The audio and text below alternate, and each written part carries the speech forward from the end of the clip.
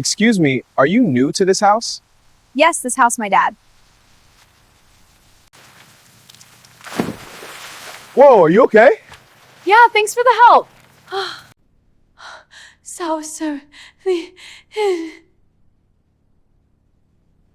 Can you help me drawing in fill color? Of course, sweetie. What color? Green. Perfect, like this.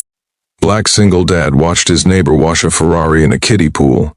What she asked him changed everything forever. The girl next door with a Ferrari and a broken heart.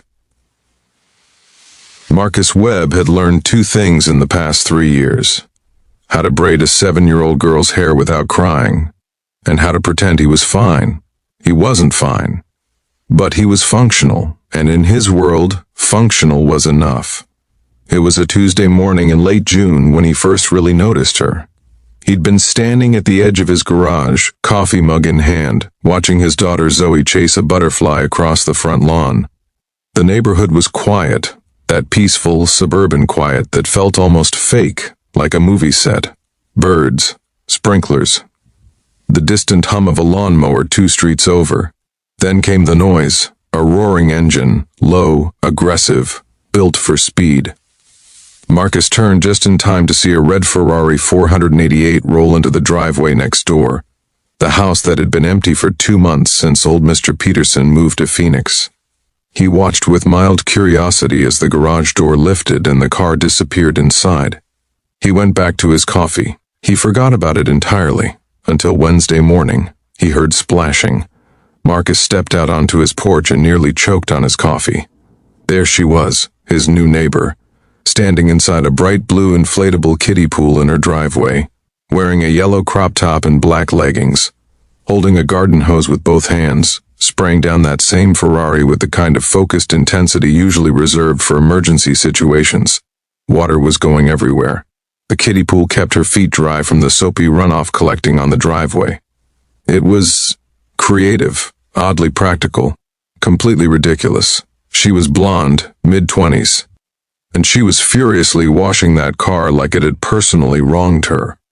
Marcus stood in his doorway for a moment longer than he should have. Then she turned. Their eyes met. She didn't look embarrassed. She looked exhausted, dark circles under blue eyes that were still somehow striking, a jaw set tight, shoulders that carried something heavy.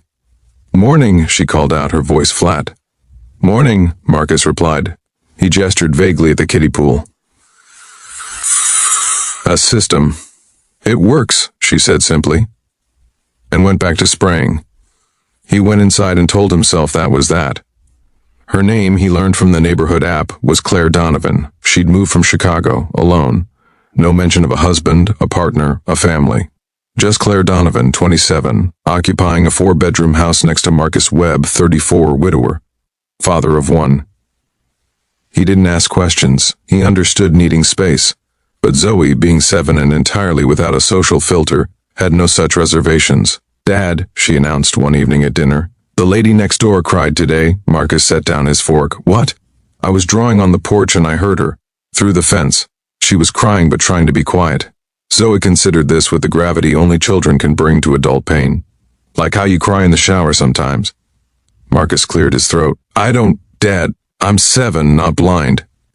He had no response to that. He knocked on her door on a Thursday. He told himself it was neighborly. He brought a plate of the banana bread Zoe had insisted on baking. His daughter had an agenda, he realized too late. Claire answered the door in an oversized University of Michigan sweatshirt, her hair pulled back, eyes slightly red. She looked at the banana bread, then at Marcus, then at the banana bread again. "My daughter made it," he said.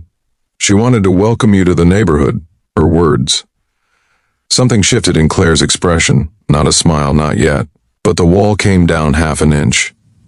"That's really sweet," she said quietly. "Tell her thank you."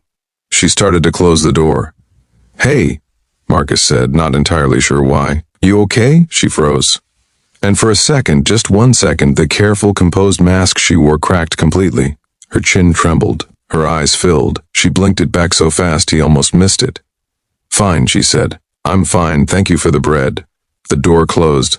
Marcus stood on her porch for a moment, then walked back home and tried to ignore the ache that had settled somewhere in his chest.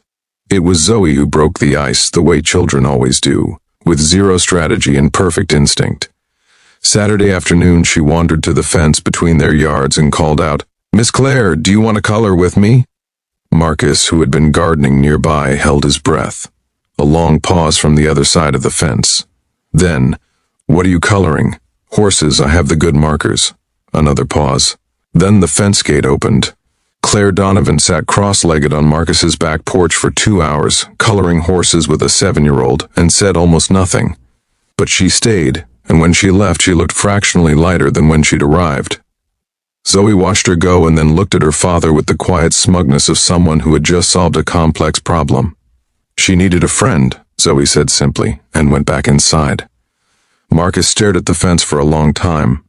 The Ferrari, he learned eventually, had belonged to her fiancé, or rather, Herrick's fiancé. The one who had spent 4 years making her feel small, then left her 2 weeks before the wedding for someone else. He'd left behind almost nothing. The car had been a gift, technically in her name, so she'd kept it. "I don't even like Ferraris," she told Marcus one evening. They'd fallen into a habit, quiet evenings on the porch after Zoe went to bed, two people who were both carrying too much learning to set things down temporarily. "I kept it because I didn't know what else to do, and because it drives him insane that I have it." "That's a solid reason," Marcus said. She laughed, a real laugh, surprised out of her, like it caught her off guard. She covered her mouth like she'd done something wrong. "Don't do that," Marcus said quietly. She looked at him. "Cover your laugh," he said. "Don't do that." Claire lowered her hand slowly. The smile stayed. The question came on a night in August, 3 weeks later. The sun was going down orange and gold over the rooftops. They were sitting on the porch steps, close enough that their shoulders almost touched.